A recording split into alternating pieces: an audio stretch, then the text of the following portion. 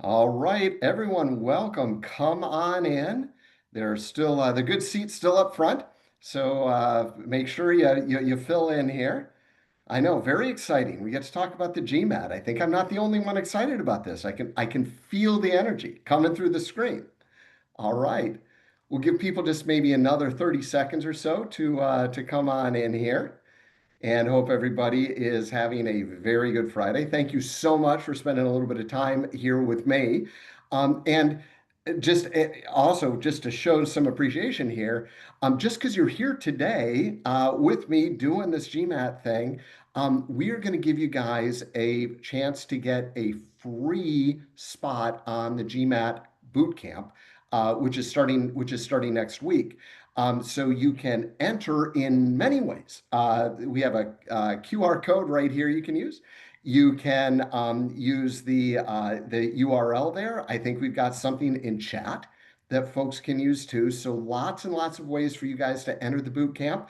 The person teaching the boot camp is going to be me, and I will say it is aimed at people trying to get elite scores. To get into elite scores, we do not mess around on this thing. So if you want to get very good at the GMAT very, very fast, can't recommend the boot camp highly enough. All right, everyone. Okay, we are going to launch this thing. So first of all, welcome. This is going to be the three secrets of the GMAT. We're going to talk a lot about test strategy and a lot about that algorithm.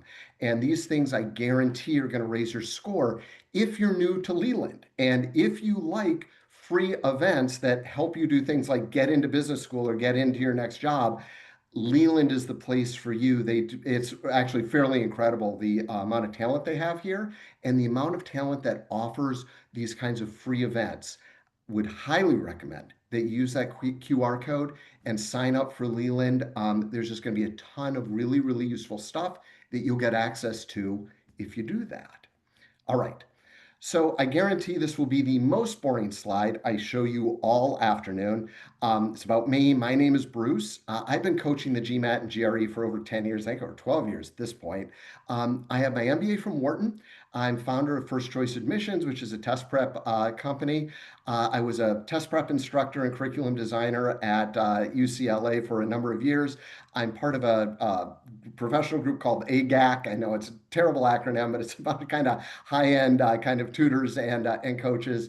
And sometimes I chat with the media about things like, admissions and test prep and all that kind of stuff. And so let's stop talking about me and let's start talking about things that you guys are actually interested in. So first of all, three secrets of the GMAT that I promise are going to raise your score. First secret, the GMAT isn't really a test of your math and verbal skills. And I know I've probably lost some of you right now because you're saying to yourself, Bruce, have you seen the GMAT? It's just a bunch of math and basically and verbal questions. What do you mean it isn't really a test of my math and verbal skills? Well, it kind of is. This is what the GMAT really is.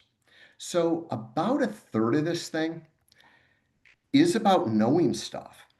But here's another big secret about the GMAT that nobody talks very much about.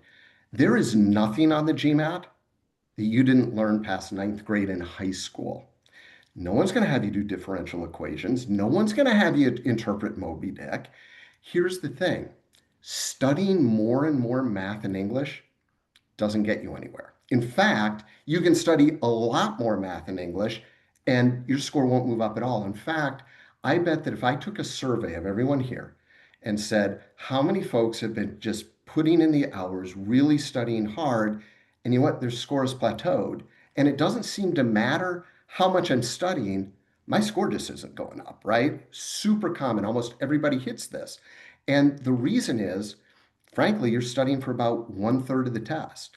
The things that are going to drive your score beyond, knowing stuff, you're not studying for. And if you think about it, at some point, if you're competing for those elite scores, everybody knows their exponent right rules, right? Everybody, can pick out the conclusion out of a reading comp passage. Knowing stuff doesn't get you anywhere past a certain point. What you need to do is you need to make a transition. The very most important transition you can make in your GMAT studying is this. You need to transition from studying the stuff, right? All that English and math. It's important you know it, right? All that stuff you've forgotten since ninth grade. It's important that you know it, but you need to transition from studying that to studying how the test works, to studying the questions. Because when you see any GMAT question, I don't care which section you're talking about, you need to know immediately two things. You have to know, first of all, exactly what you've been asked to do. And let's face it, that's not always obvious.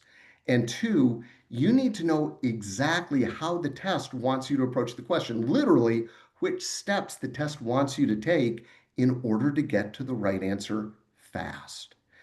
The truth is that both the answers to both those questions are embedded in the questions themselves if you understand how to decode the questions.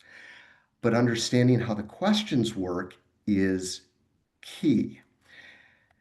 The other thing that is really, really non-intuitive about this test, and there's not a lot that is intuitive, but man, this test strategy and the scoring algorithm, massively non-intuitive. You are, for sure, going to get a lot of the questions wrong. And here's the thing. That's a good thing. That's not a bad thing. Your score actually is dependent. Getting a good score is dependent on you missing a bunch of questions. I know it doesn't make any sense at all, but I promise you that's what's going on. And we're going to dig into that so you can understand, first of all, why that is, and more importantly, so you can control that and make that work in your favor.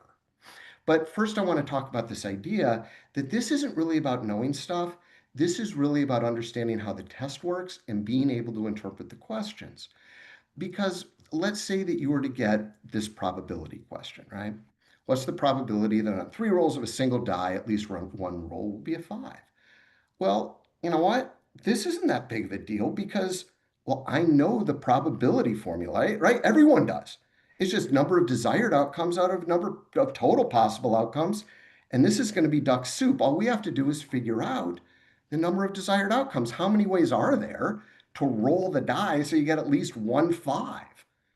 Can't be that many. Well, it would be okay if we got a five on the first roll, then not a five on the second roll, and not a five on the third roll, right? That's at least one five.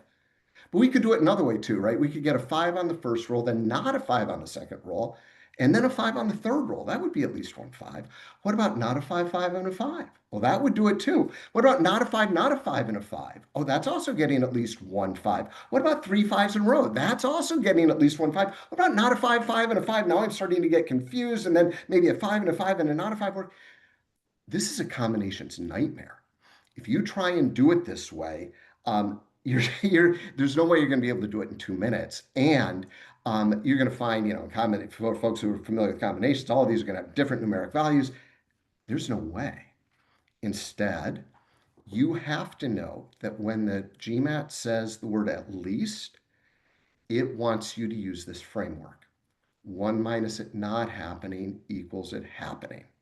If you know that that's what you've been told to do because you picked up the word at least in the question, this becomes a lot easier.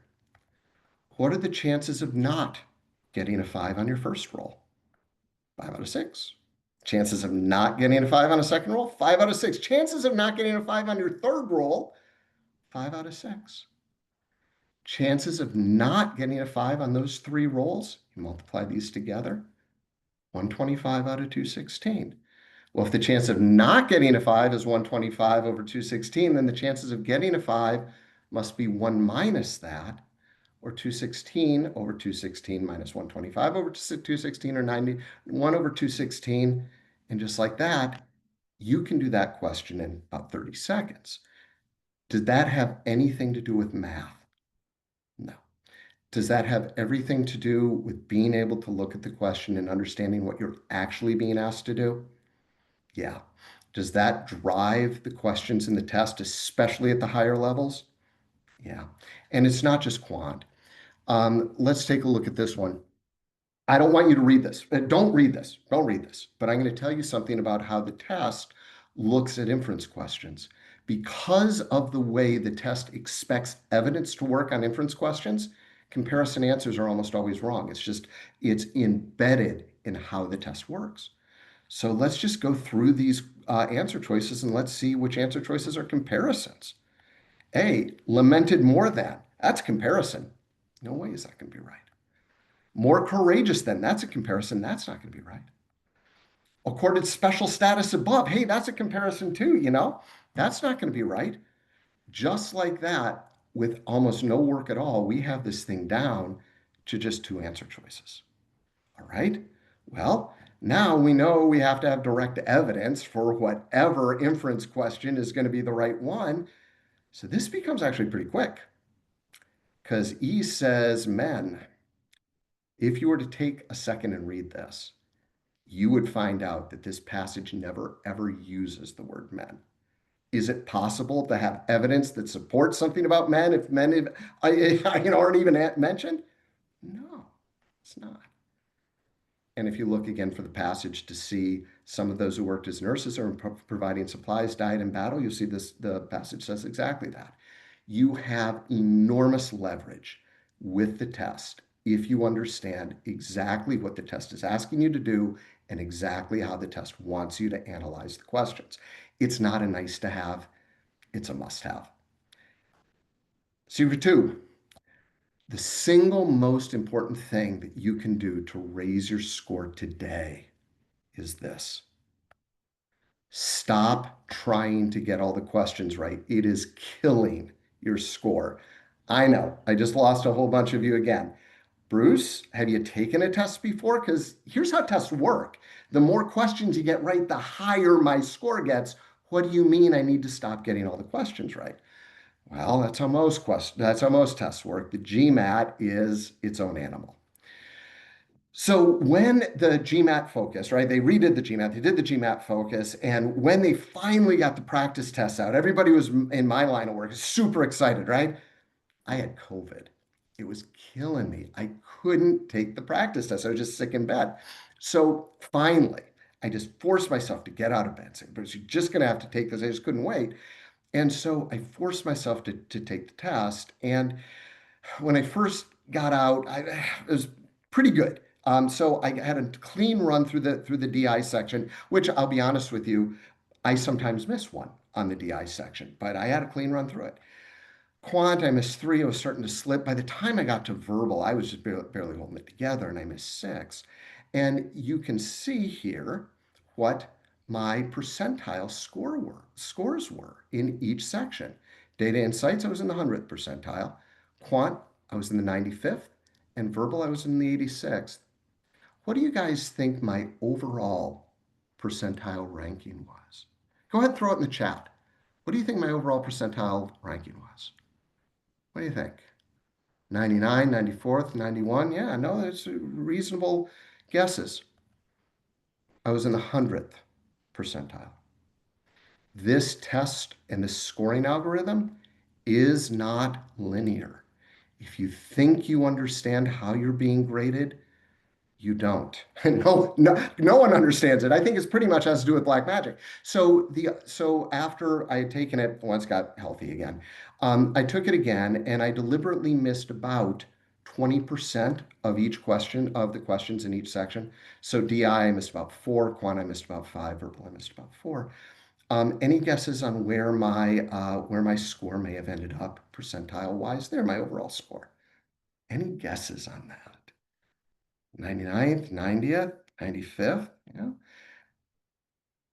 98th. I ended up in the 98th. Now, as we're going to see, the number of questions you miss is somewhat important, but not nearly as important as when you miss them or how hard they are. This is how the scoring algorithm works. I know, dun dun dun. This is we're going to get into the black magic right now.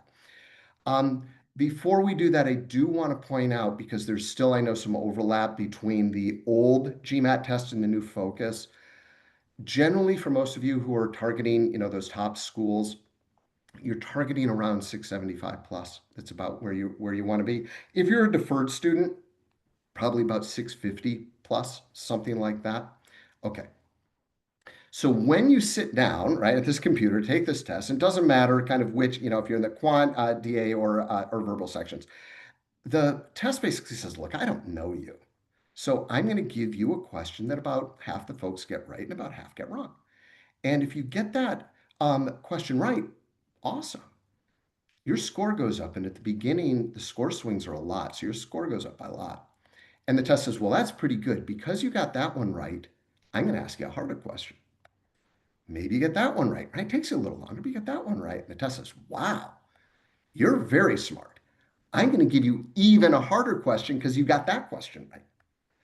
Man, you got that question right too. You are some sort of super genius. I'm going to ask you even a harder question.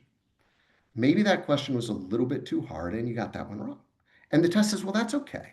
You got that one wrong, so I'm going to ask you a slightly easier question now. And maybe that one's easy enough that you get it right. And the test says, well, it's pretty good. Now here comes a harder question because you got that one right. And that one was a little too hard. You get it wrong, et cetera, et cetera, et cetera, right? And the test thinks two things. First of all, that it's so smart that in theory, right? This is all in theory, that it can ask you a question that's just hard enough that you get it wrong, followed by one that's just easy enough that you get it right, right? Um, that's the first thing it thinks it can do. The second thing it thinks it can do is after about the first 8 questions, it knows your score. It pretty much knows your score. So a reasonable question at this point is, okay, Bruce, if the first 8 questions are so important, why don't I just spend all my time there? There's a reason. If you don't finish a section, or if the test thinks like senses you're guessing on the questions, like you do 10 questions in 10 seconds or something, there is a score monster that comes out at the end and punishes you double for missing questions. So your score just dives at the end. There's some good, I know this is completely non-intuitive, but there's some good news here. So interestingly, regardless of where this inflection point is, right, whether it's a 515 or a 700, the curve for each of those test scores is going to look about the same. It's just the 550 person is simply going to be asking and missing easier questions, and the 700 person is going to be, asked and missing and getting harder questions, right? Right?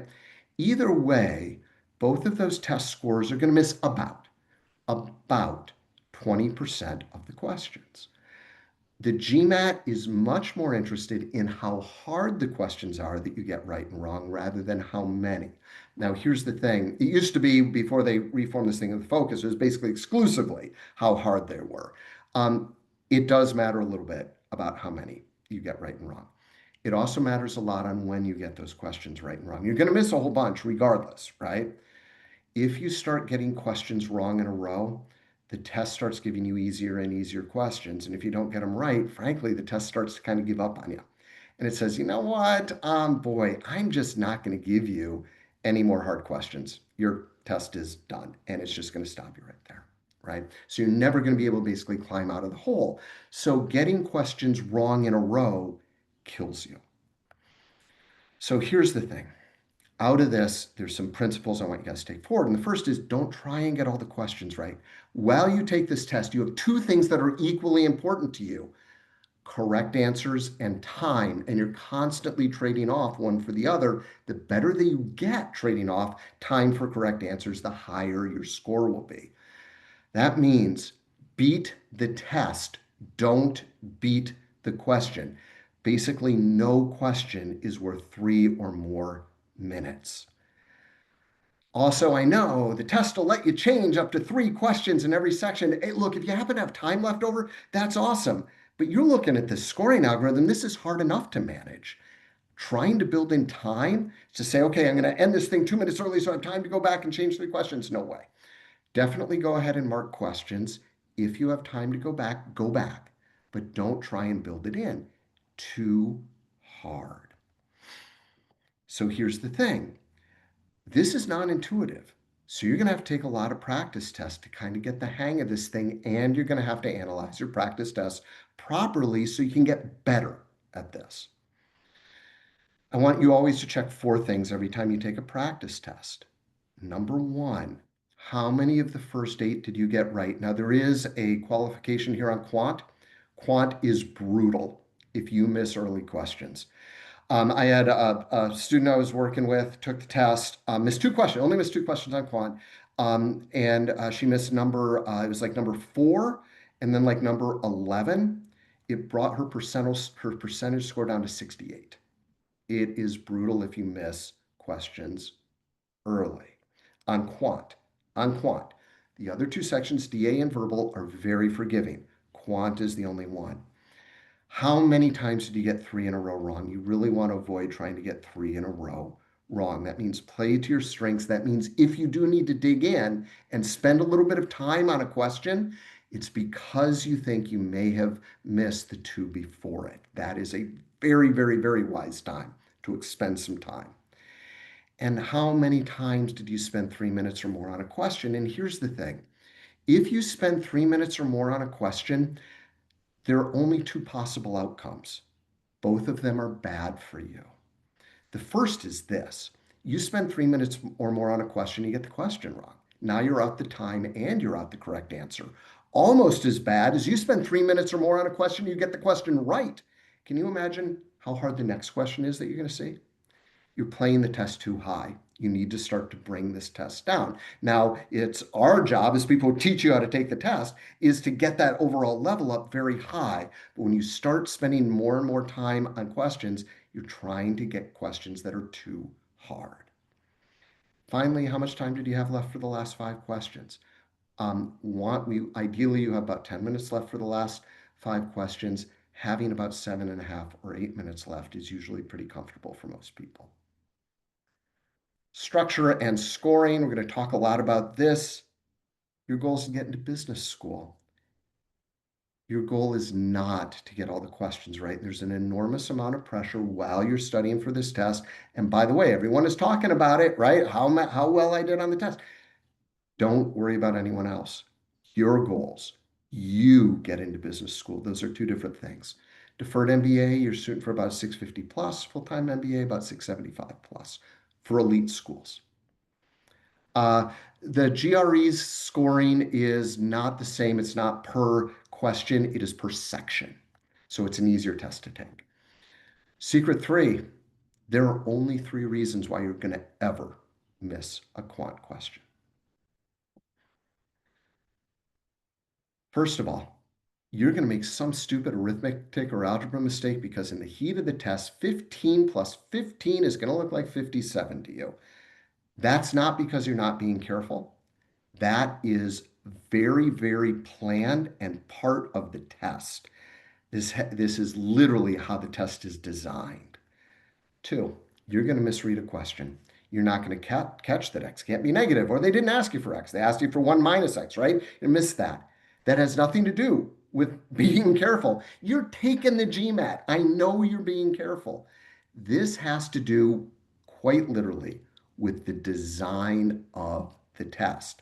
These two mistakes are really, really tightly related, and we're going to talk about why they happen. And because we can talk about why they happen, we can talk about how to avoid them. The third reason you're going to miss a question, you're just not going to get able to get to the next step. They're going to ask you a question that's so hard that you're either not going to be able to get to a next step, or there's no way you're going to be able to do it in 2 minutes. Look, when you're doing any GMAT question, I always want you to go step by step. Don't worry about 5 steps down. Do the step that you're on, then look around for another step to do. Then do that step. Then do the next step, etc., etc. There are only going to be one of two outcomes. You're either going to keep doing steps until you get in an answer, you're going to mark your answer and move on, or you're going to do steps and then you're just going to run out of steps. You're not going to see the next step, in which case you mark your answer and move on.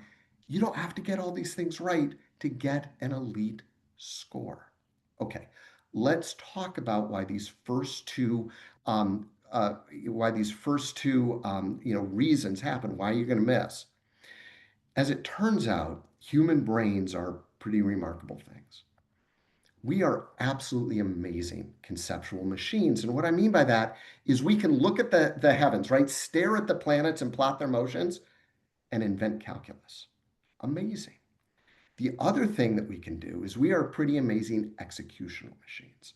There was a time in college where I could even solve those, calculus problems. I'm not sure I could do it anymore. Do you know what absolutely breaks our brains? When we try and do the executional and conceptual at the same time. What happens is we drop details.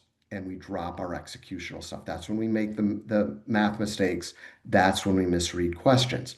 Here's the thing. The GMAT is literally a Skinner box designed to make you do both things at the same time. We have to get you guys not to do both things at the same time. We have to separate these things out. And I realize that this in some ways is it's like the least helpful slide ever created, right? Thank you, Bruce, for telling me why I stink at this. Can you please give me a way to avoid making these mistakes? Yes, yes, I can. Every time you do a quant question, I always want you to do these 7 steps. And before you say, I don't have time to do these 7 steps, Bruce, I guarantee that you are doing these 7 steps anyway. You have to. It's the only way you can do a quant question. Step 1, read, just read. I do not want you picking up a pencil. I don't want you making notes. I don't want you assigning variables, just read. Step 2, panic. I'm kidding, not kidding, right? But you look at these things, you're like, I got nothing for you on this, right? I really don't understand what the heck's going on.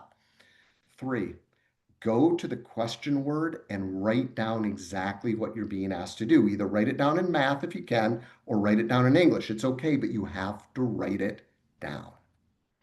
4, if the GMAT's job is to give you information in the most confusing ways possible, and it absolutely is, it is your job to take that confusing information and turn it into to equations that are easy to answer or concepts that are easy to test. And how do we do this? Well, we're going to use frameworks.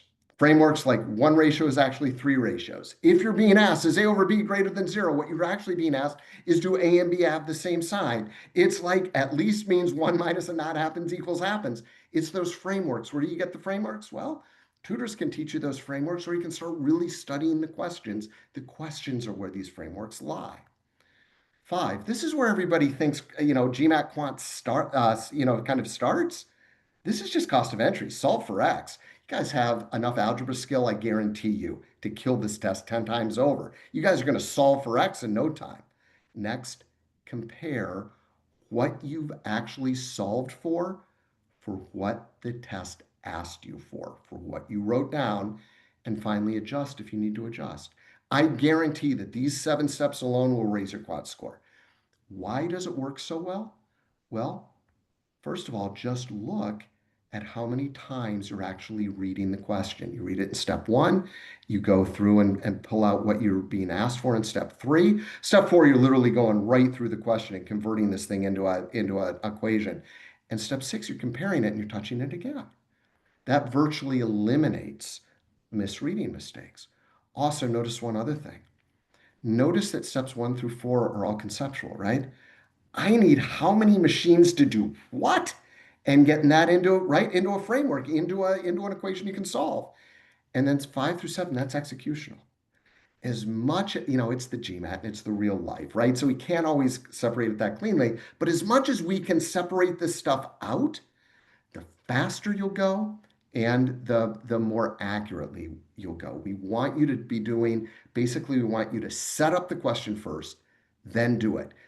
You're going to have that 2-minute clock clicking down in your head. And you're going to want to just start writing down variables, right? And getting into that algebra and going.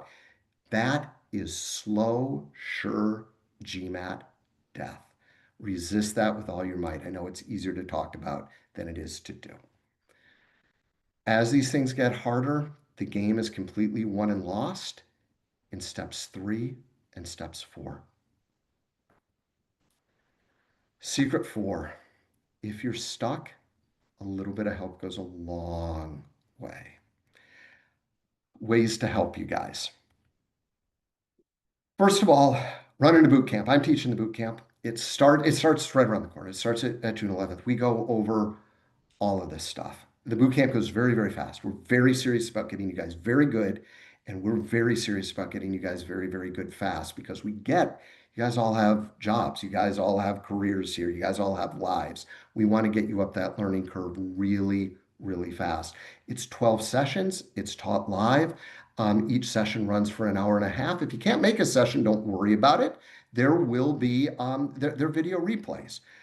The homework is for real. It's very hard. It's very challenging. The whole thing is meant to get you up very, very high on that learning curve as fast as we can possibly do it. Um, Thank you for joining. Thanks for spending some time with me. If you want some one-on-one tutoring, I'd love to work with any of you. Just reach out through Leland. There's my, there's is my my profile. If you want $800 off the boot camp, you can use the code Bruce 800, and that will get you $800 off the boot camp. And there's the registration URL. It's right there, and I think we're going to throw it in the chat for you guys as well. Guys, that's what I've got for you. Thank you so much for spending some time with me today and talking about the GMAT on a Friday afternoon. I enjoyed it a lot. Sometimes I think I'm the only person enjoying it, but I really hope it was helpful. And I really hope that I see you guys in boot camp. Everyone here, me, and literally, this is the truth. Everybody at Leland just wants to make you guys successful. All right. Thank you so much, guys. Bye-bye.